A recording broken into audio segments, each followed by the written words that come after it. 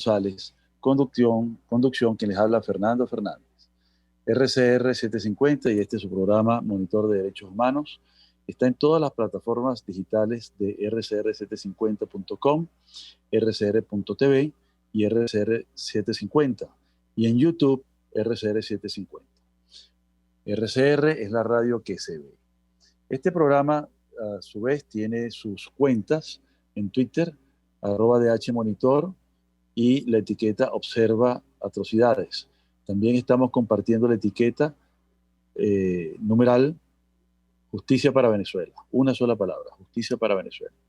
Nuestro correo electrónico es fmfmonitordh@gmail.com y hoy, 30 de septiembre de 2020, vamos a hablar de un tema muy específico llamado Efectos legales del informe de la Misión de Determinación de los Hechos sobre los Derechos Humanos en Venezuela.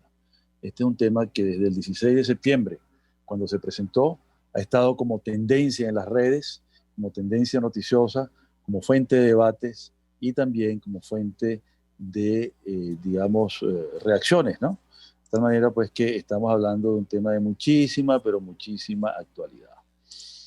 Uno de los problemas que tiene Venezuela es la falta de transparencia, la opacidad, las dificultades para admitir situaciones y el problema subsiguiente que es profundización y radicalización de los problemas en todas sus dimensiones, tanto en las causas como en los efectos. Veámoslo con un ejemplo. Como reacción del régimen a toda esta situación planteada por el informe de la Misión de Determinación de los Hechos, lo primero que se les ocurre, en lugar de intentar cambiar, generar alguna política de modificación de los patrones que han sido identificados, se han aumentado las detenciones frente a la gente que protesta porque no tiene agua, porque no tiene gas, porque no tiene electricidad, porque no tiene teléfonos, porque no hay vías de comunicación, porque no hay gasolina, en fin, por todas las cosas que ya conocemos en la cotidianidad del país. Entonces, en lugar de buscar resolver eso, radicalizan el problema y enfatizan aún más las políticas de controles y sobre todo profundizan en la creación de nuevos estados de alarma que se han multiplicado de forma indefinida y que están superpuestos al estado de emergencia económica. De manera tal, pues, que tenemos ya prácticamente 5 años en un estado de excepción. No nos olvidemos la fatídica frase de un gran e importantísimo autor alemán, Carl Schmitt, cuando dijo, soberano es quien decide el estado de excepción. De tal manera, pues, que es una teoría absolutamente distinta, totalmente contraria, adversa, diríamos, incorde, con la tradicional fórmula del constitucionalismo contemporáneo y moderno, que dice que la soberanía es del pueblo. De manera tal, pues, que quien decide el estado de excepción es el soberano y está por encima del pueblo. En otras palabras, eso sería traducido de una manera simplificada, pero fácil de comprender, sobre esta concepción de la soberanía en términos jurídicos y en términos políticos. Entonces nos proponemos hablar hoy de los efectos legales de este informe. Recordemos un poquito y repasemos un poquito lo que es el informe. El informe es un documento que fue solicitado por el Consejo de Derechos Humanos de la ONU, que es un consejo que tiene el mismo nivel de jerarquía que el Consejo de Seguridad, pero no obstante tiene un alcance y tiene unos contenidos que son totalmente diferentes.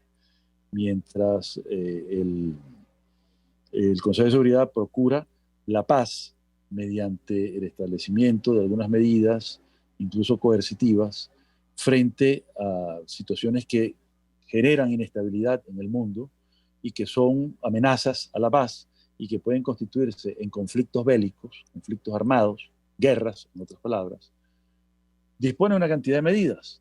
El Consejo de Derechos Humanos, más bien, tiene medidas como crear una comisión especial, que es esta misión para determinar los hechos en Venezuela, que trata, pues, de acopiar la información y de establecer qué es lo que está pasando en una situación francamente difícil de comprender a 8.000 kilómetros de distancia. Para eso se nombran las misiones especiales, para ilustrar el entendimiento de los embajadores que están acreditados ante ese consejo. Son todos embajadores de alta calificación en su gran mayoría, pero que representan todos ellos a sus respectivos países en esa asamblea, digamos, de todos los pueblos, de todas las naciones, de todos los estados, que es la ONU. Hay 193 países, digamos, registrados y que hacen vida en ese contexto, y el Consejo reúne unos 47 dentro de ellos, que se dedica a estudiar el tema de los derechos humanos, los avances y los problemas. Pero sobre todo los problemas, que es donde se inserta, pues, este Consejo, y es por eso que designa estas misiones especiales. Misiones que están integradas siempre por especialistas, expertos de alta calificación y expertos comprobados en acción. Es decir, que ya han pasado por diferentes situaciones de mucha dificultad, de mucha problemática, y que, bueno, han arrojado un resultado favorable en términos de su competencia, de su idoneidad, de su lealtad, de su imparcialidad y sobre todo de su seriedad. Que esto es algo sumamente importante, ¿no? Para calificar la experticia en esta materia, ¿no? Este informe se creó el 27 de septiembre de 2019. Y en ese entonces había unos 4 millones de migrantes forzados, también llamados desplazados, fuera del territorio de Venezuela. Y eran expulsados en gran medida por las circunstancias fácticas que ocurrían. En primer lugar, por aquellas deportaciones arbitrarias del año 2016 que hizo el Ejecutivo Nacional y que en gran medida ya han sido incluso identificadas. Hay libros publicados. El exdiputado Walter Márquez se ha tomado el trabajo de ir documentando, conjuntamente con su ONG y con algunos aliados, de ir documentando esos hechos. Entonces, ese grupo de primeros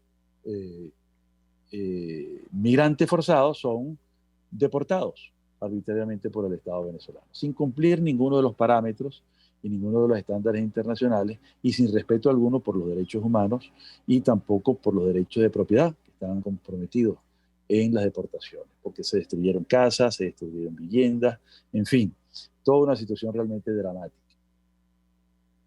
Entonces, decíamos que había unos 4 millones de migrantes forzados o desplazados compulsivamente, y hablábamos del primer grupo, que fueron los deportados, pero entonces se unieron por millones los grupos restantes, o el grupo restante, hasta tener ya para el 5 de septiembre de este año, es decir, prácticamente luego de casi un año que se creó la misión especial para Venezuela, y para poder determinar los hechos, había 1 millón más. Lógicamente, ahí es donde se ve el dramatismo de la situación, se ve la gravedad, el empeoramiento.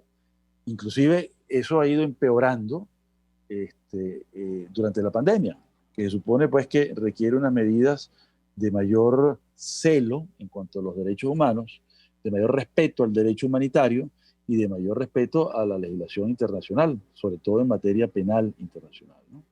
Pero no, más bien ha ocurrido lo contrario.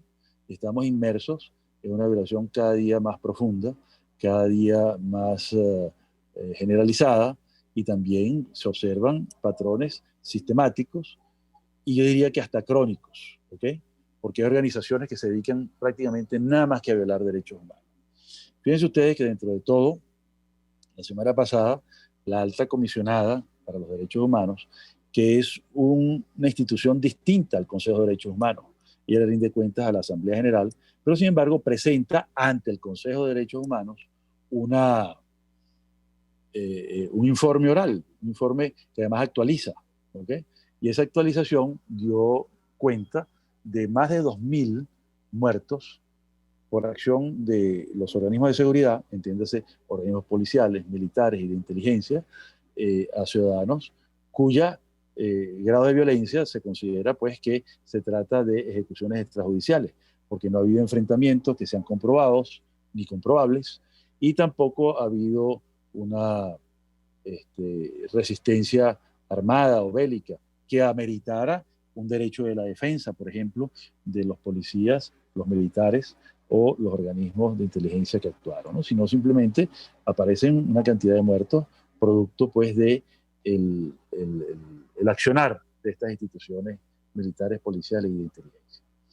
Era tal pues que los problemas se vienen agudizando, se vienen profundizando, el modelo político se viene radicalizando, ya lo vemos en una iniciativa que ocurrió ayer, en concreto, ayer martes, en concreto con relación a la presentación ante la... todavía no se puede decir si es una institución formal ni nada, sino la Asamblea Constituyente, ¿ok? Que es ese organismo que está, en lugar de dedicarse a su tarea de hacer una constitución o de proponer una reforma a la actual, lo que ha hecho es crear leyes constituyentes. Digamos, una instrumental pseudo jurídico que lo que pretende es darle, digamos, piso aparentemente legal a las acciones injustas, arbitrarias y desproporcionadas del gobierno o del régimen, pues, ¿no? Entonces, en esa medida se ha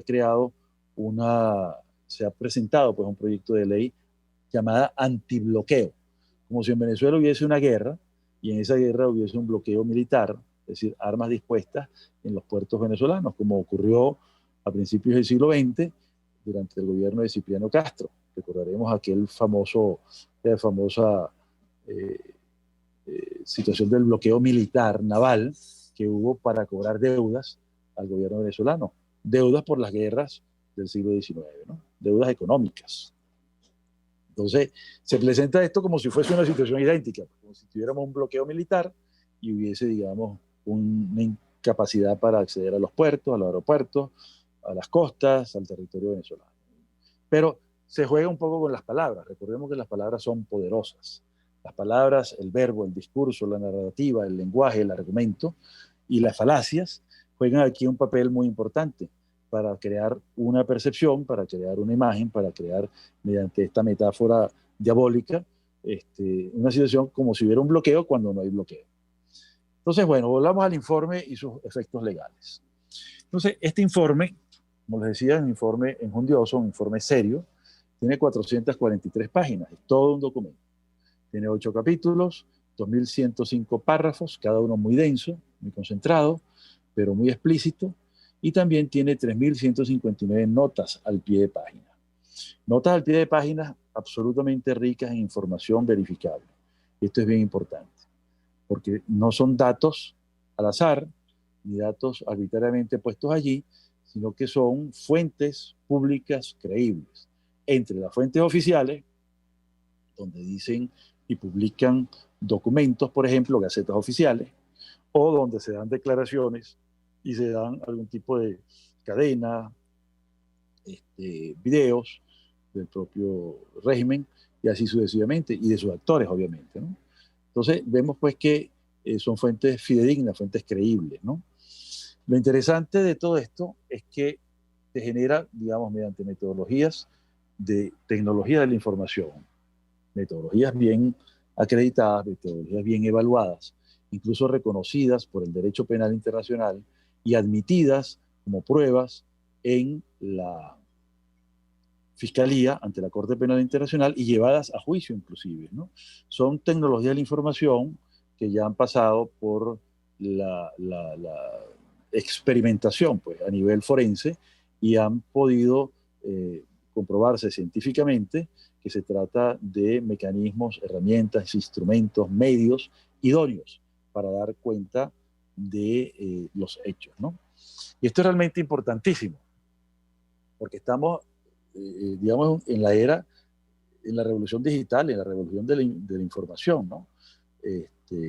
No, no olvidemos, pues, que, y sobre todo incentivado por la pandemia y por la imposibilidad de venir al sitio, de venir al, eso se llama visita in situ o visita in loco, dependiendo del contexto en que se hable, ¿no?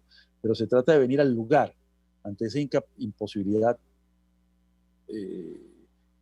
fáctica que se presenta porque el gobierno se negó a responder las solicitudes que se le hicieron, fueron 6 solicitudes, bueno, simplemente no quedó más remedio pues que utilizar exclusivamente las tecnologías de la información, de las telecomunicaciones y las tecnologías satelitales. Esto es bien importante porque da cuenta pues de la geolocalización de los hechos y permite reconstruir pues la situación que se plantea, pues, ¿no? Ya esto era posible en juicios penales ordinarios, en juicios civiles, hacer reconstrucción, reconstrucción material y también reconstrucción digital. Ahora, pues, con estas nuevas tecnologías, eso se ha profundizado, se ha mejorado, se ha optimizado. ¿Y se ha mejorado frente a qué? ¿Y para qué? Bueno, frente a los fake news, a la desinformación, a la censura, al verdadero bloqueo informático y de información que existe en Venezuela. Hay que ver las dificultades que tiene cualquier investigador, que tiene cualquier persona común y corriente para acceder a las noticias. No solamente porque están bloqueados o hackeados los sitios web, los portales, los blogs, las comunicaciones, etcétera, sino también por la censura que existe y las limitaciones que tenemos en cuanto a medios de comunicación, ¿no? Esta misma radio de RCR está impedida de funcionar regularmente por su onda normal, natural, la que siempre tuvo, la frecuencia 750 AM, ¿no? Y tenemos que trabajar de manera virtual en las redes sociales y en las redes de comunicación a nivel mundial, pues, ¿no? Y eso es una limitación. Pero sin embargo es perfectamente verificable y creíble. Asimismo han tenido que hacer grandes periódicos como El Nacional y otros como Tal Cual, ante, digamos, los mecanismos de censura que ha implementado el régimen, ¿no? Y así muchísimos más. Sería, digamos, para todo un programa de esta naturaleza, dedicarnos a ese tema, pues la censura. De manera tal, pues, que hay que acudir a todos estos mecanismos, a todas estas metodologías y a esta tecnología de la información, incluido todo lo satelital, para poder dar buena cuenta, pues, de la información y obtener, digamos, lo más fiel posible a los hechos, una constatación de lo que está ocurriendo. Les decía que esta misión fue decidida en la resolución 4225 del 27 de septiembre de 2019. Había para entonces unos 4 millones de migrantes forzados o desplazados, unos por deportación y otros por su propio pie, digamos en circunstancias realmente lamentables, frente al frío, por ejemplo, de las montañas andinas, y frente también a situaciones de absoluta dificultad para sobrevivir, como este grupo de venezolanos que hace un mes aproximadamente estaba tratando de cruzar la frontera entre Perú y Chile, pasando por el desierto de Chile, que es el más áspero, rudo e inhabitable de todos los desiertos del mundo, ¿no?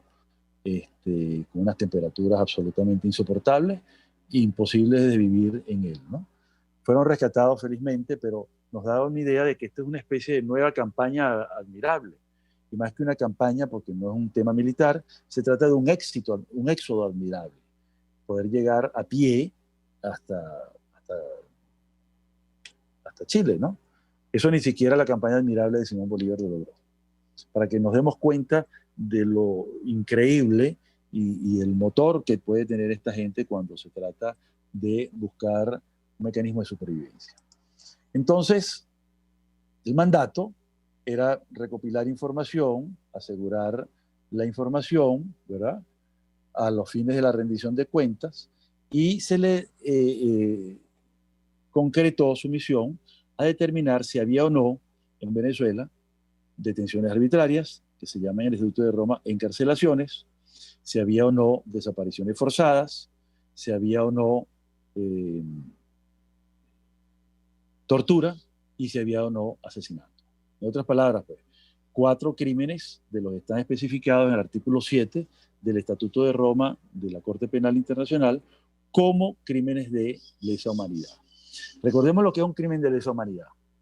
Un crimen de lesa humanidad es el ataque a una población civil que forma parte de una política, de un Estado o de un grupo en contra de esa población civil y que puede ser de forma sistemática o que puede ser de forma generalizada.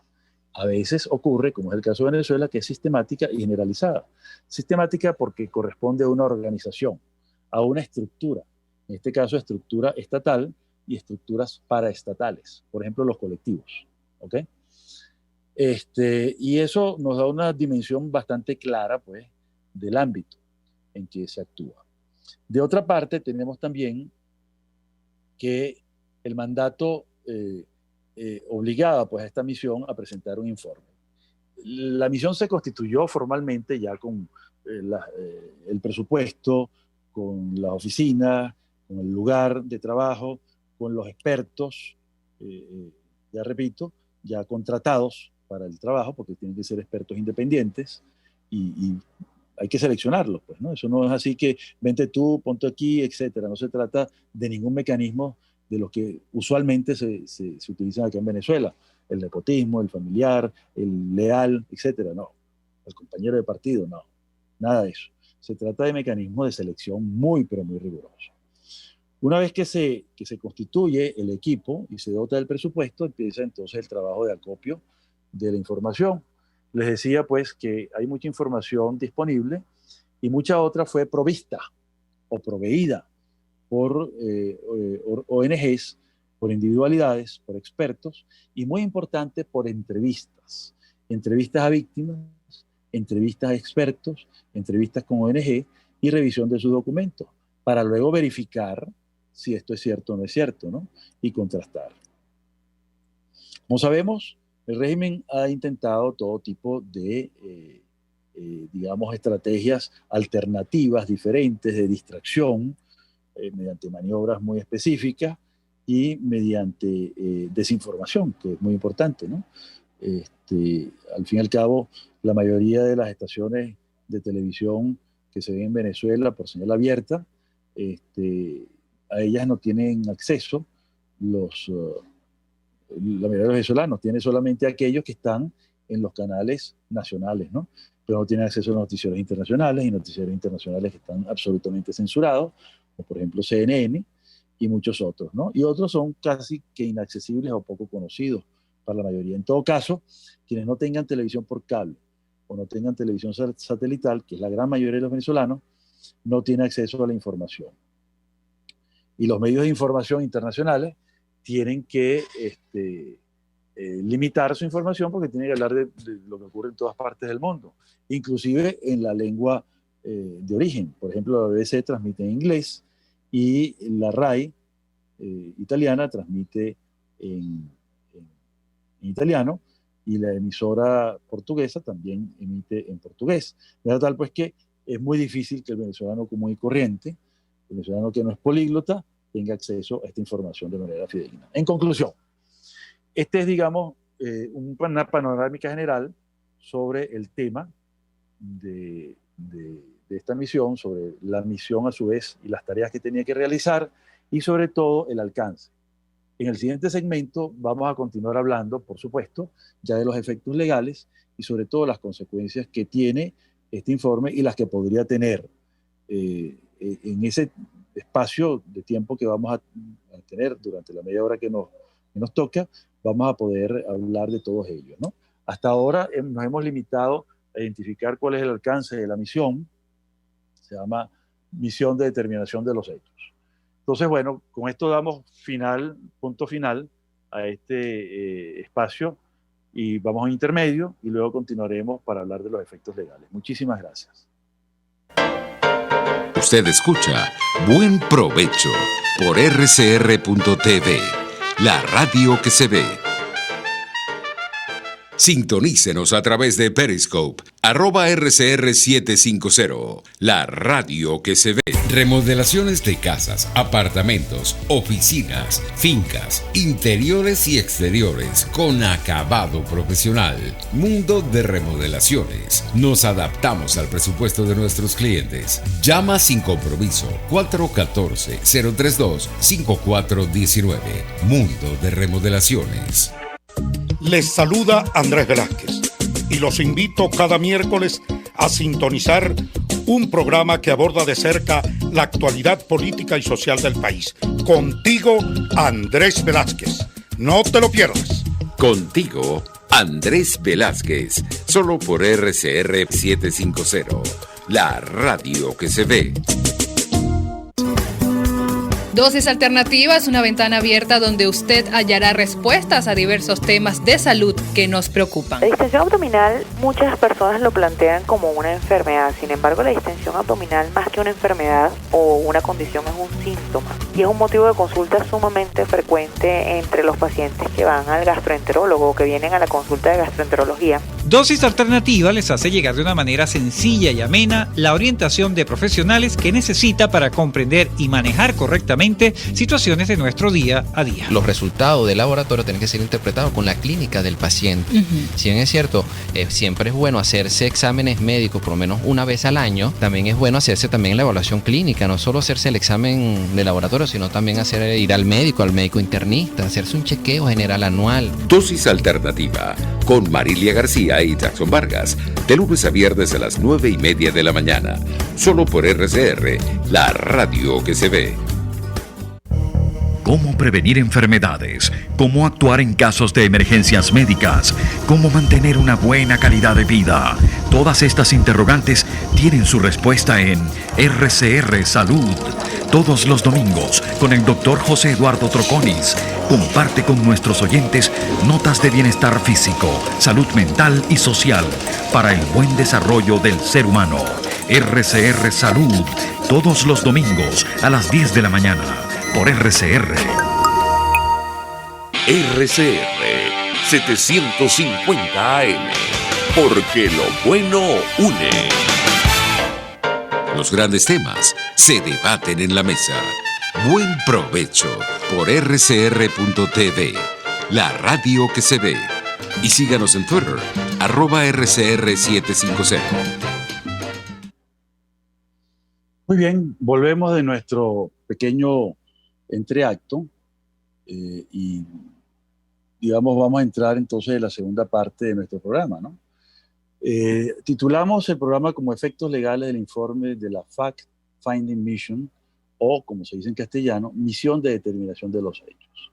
Como ya explicamos anteriormente, se trata pues de una misión decidida por este Consejo de Derechos Humanos, pero que tiene múltiples consecuencias. Y vamos a hablar de las más importantes, ¿no? En el plano de lo legal, no sin antes decir pues que esto ha tenido un enorme impacto, una enorme consecuencia en el ámbito internacional y, digamos, ha puesto a vibrar los medios y ha puesto a vibrar también las redes sociales, ¿no?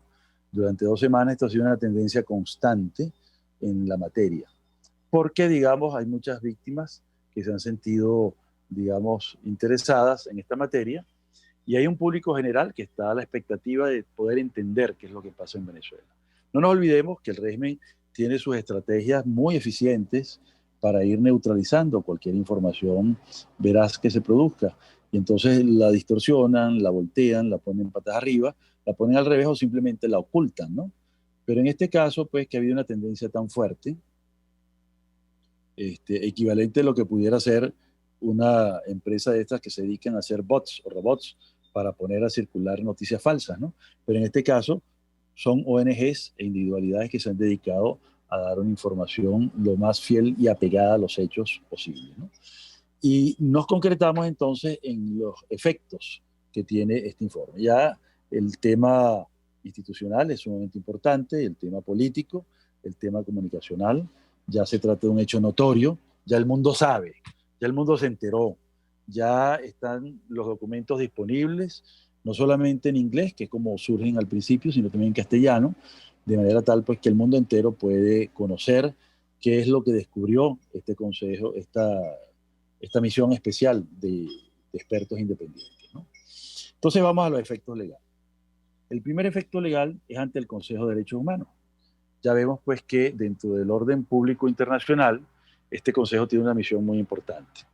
Ya todos los estados representados en Naciones Unidas tienen su copia, tienen acceso a ella, la pueden consultar, han tenido el tiempo suficiente y ya hubo pues una primera ronda de interacción, preguntas y respuestas, señalamientos y también defensa por parte del gobierno, el régimen en este caso, y por supuesto ese es el primer efecto.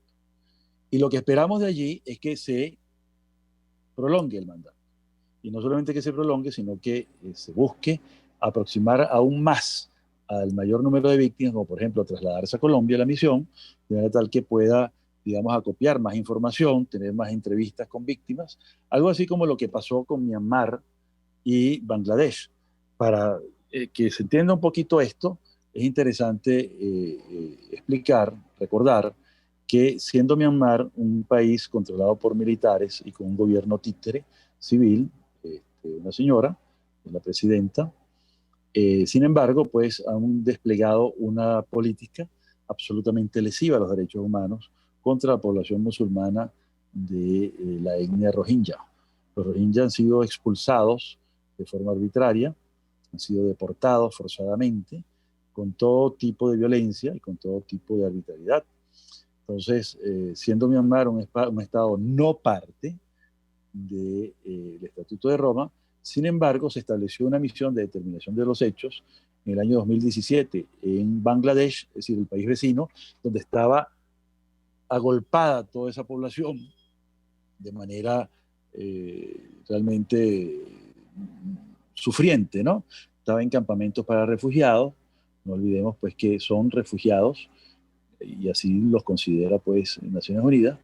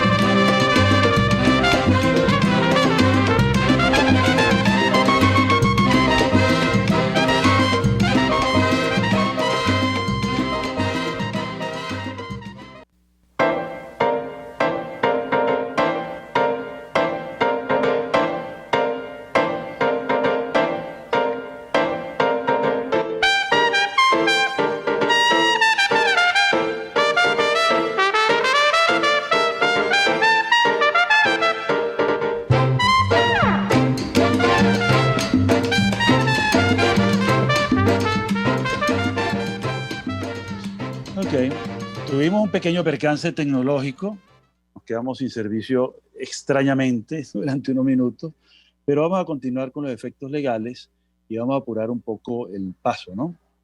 Hemos hablado de los efectos ante el Consejo de Derechos Humanos, también ante la Asamblea General de las Naciones Unidas, porque la Asamblea está al tanto ya de lo que ocurre y muchas delegaciones ya se han, digamos, aclarado la vista respecto a lo que ocurre en Venezuela por la confiabilidad y seriedad del informe. Por supuesto, hay quienes no están de acuerdo y, bueno, y el régimen utiliza su derecho a la defensa, pues, ¿no?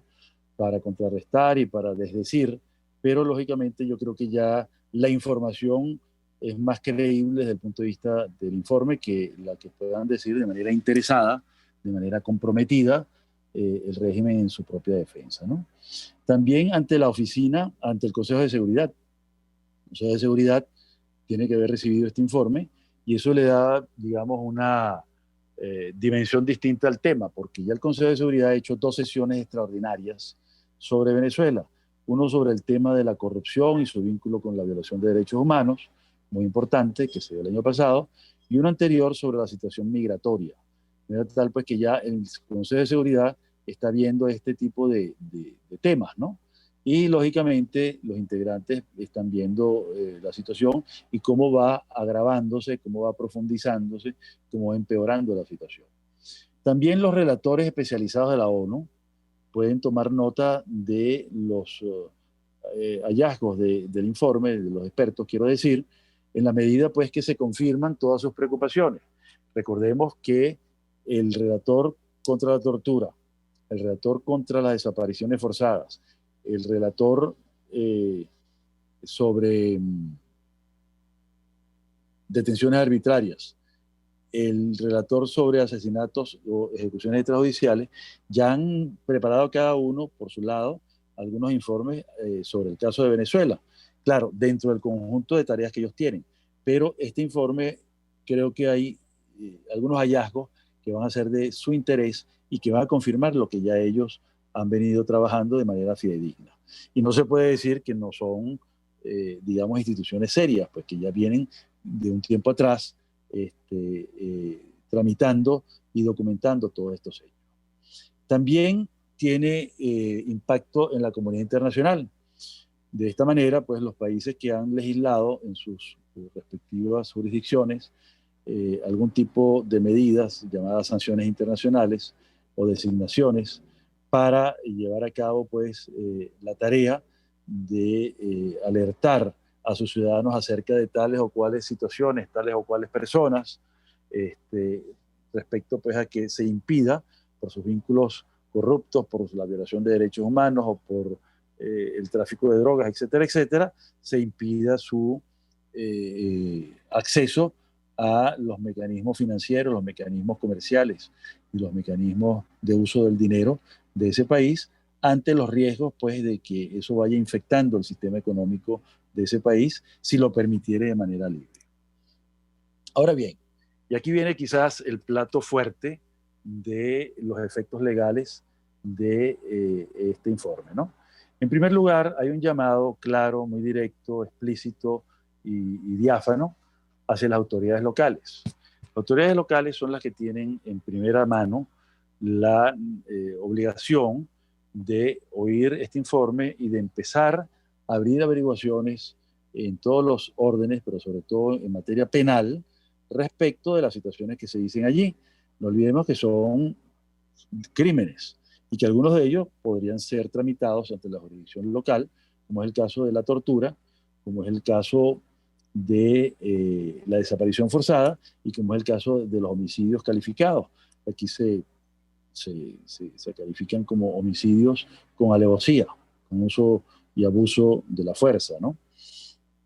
Mayor que la víctima. Sin embargo, esto va a tener una enorme dificultad, yo diría un techo que le va a impedir acometer este tipo de cosas, aun cuando quisieran. Y sabemos que no quieren, porque están limitados en cuanto a sus compromisos, sus lealtades y sus complicidades, ¿no?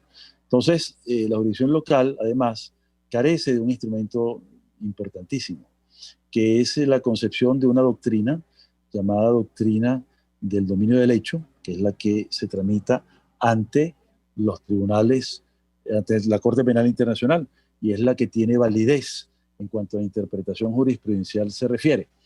Tiene validez para la determinación de cómo opera esta organización, de cómo opera esta estructura, esta empresa que comete los hechos criminales, esta organización, este grupo, ¿ok? Y es lo que se llama la posición de dominio. Dominio del hecho y dominio de la organización. También se le ha llamado la doctrina del hombre de atrás, es decir, de aquel que toma en sus manos la responsabilidad de planificar, la responsabilidad de ordenar o de permitir, que se traduce en no prevenir, en no impedir y en no reprimir. Ese es, digamos, el ámbito.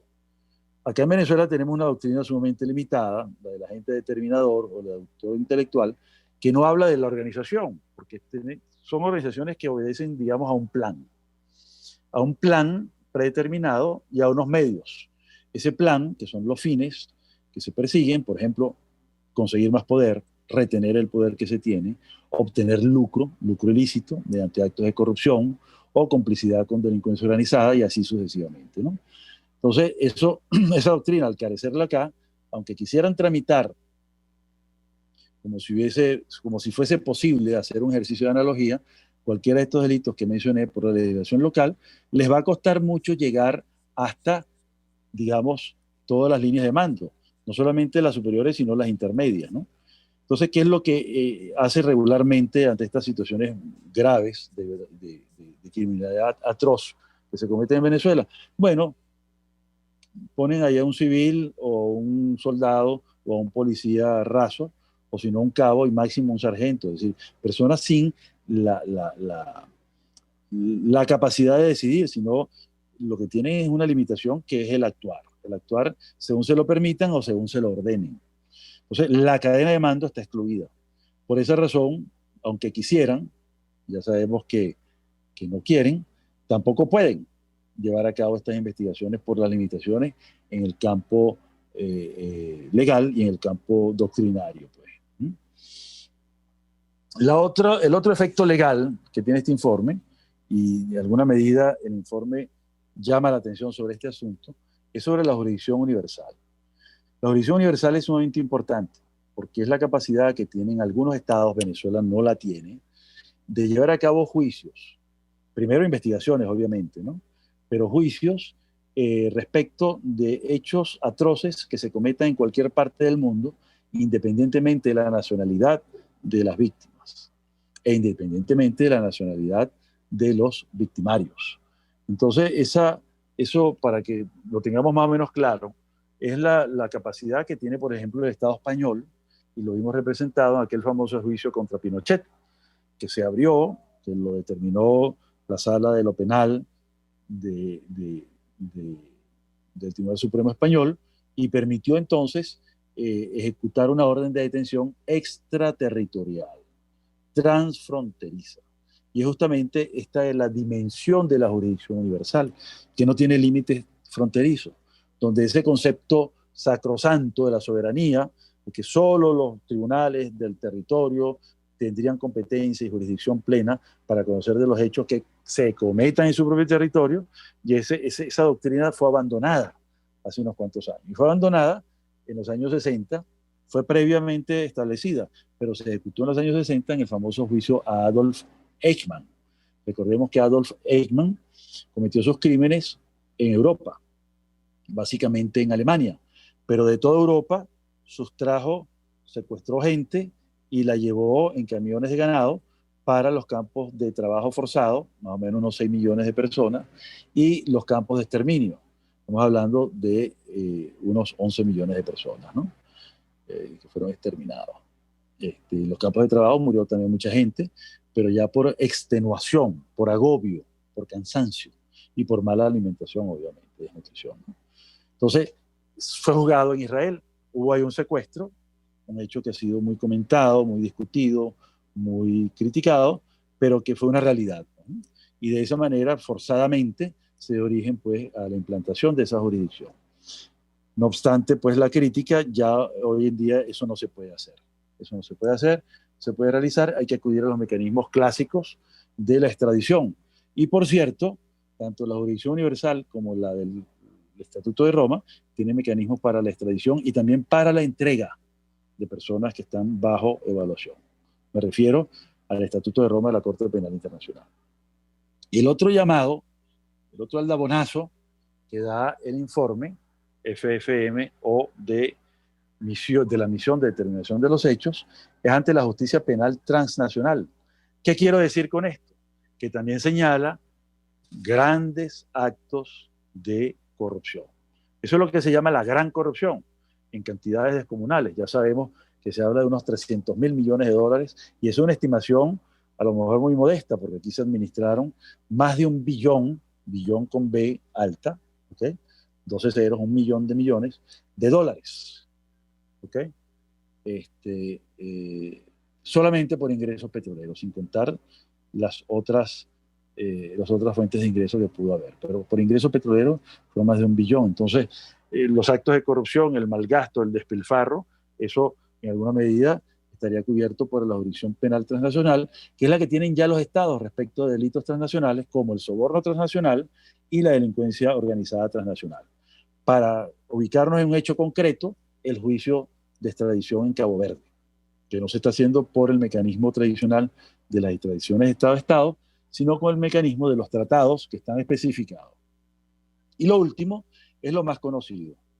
Es lo más conocido, que tiene que ver pues con el mecanismo ante la Fiscalía de la Corte Penal Internacional, quien tiene que tomar esto en cuenta y cotejar con la información que tiene disponible. No nos olvidemos que la fiscal no tiene iniciativa, no puede citar a nadie en un examen preliminar, no puede solicitar la detención de nadie, no puede tener actividades de desplazamiento hacia otros países. Para eso es que se abre una investigación formal. Entonces, este informe traería un acopio de datos muy importantes para este organismo. Entonces, hemos visto, y en conclusión, vamos a ir cerrando, que los efectos legales del informe de la misión de determinación de los hechos tiene impacto en todos los organismos de la ONU. El Consejo de Derechos Humanos, la Asamblea General, el Consejo de Seguridad, la Oficina del Alto Comisionado, los relatores, también a nivel internacional, con los estados y las sanciones internacionales, pero ya hace un llamado también muy preciso a la jurisdicción local, también convoca a la jurisdicción universal para que se active, a la Justicia Penal Internacional y, por supuesto, a la Fiscalía ante la Corte Penal Internacional, que se va a nutrir con toda esta información. Bueno, de esta manera concluimos y nos veremos el próximo miércoles en su programa Monitor de los Derechos Humanos. Muchísimas gracias por su paciencia y por habernos escuchado. Muy amables. RCR presentó Buen Provecho. Síganos en Twitter en @RCR750. RCR 750 AM, porque lo bueno une. RCR presentó Buen Provecho, una producción nacional independiente con certificado número 22388 para dar cumplimiento al artículo 14 de la Ley de Responsabilidad